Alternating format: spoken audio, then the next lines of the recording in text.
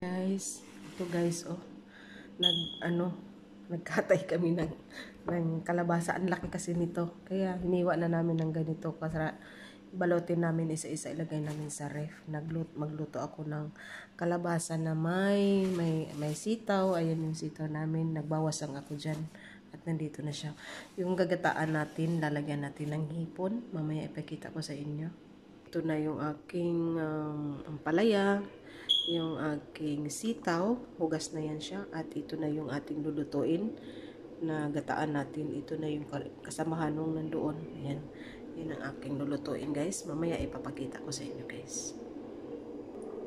At ito nga pala ang aking ngayon, yung lang, salt and pepper. Hiwain ko lang siya ng manipis.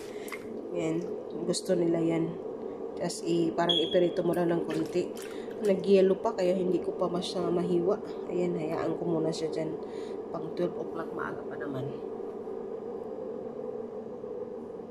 Yan yung ating patanghalian. Maaga pa naman ngayon kaya kaya pa ibabad mo na sandali. Maya-maya pilitin ko nang hiwain kasi itong sa labas naman medyo malambot na. Hindi ko naman siya lulutuin lahat. Sandali lang guys. Mamaya ulit.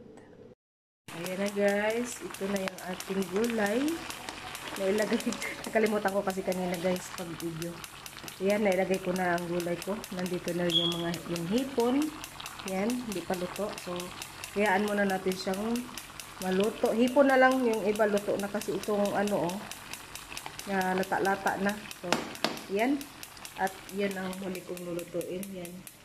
Yan yung ating patanghalian ngayon. Ko lang yan, luto ko lang ng puting mantika. Ito naman, yan. Yan ang kanilang gulay. Gusto nila yan, guys. Favorite nila yung ganitong gulay.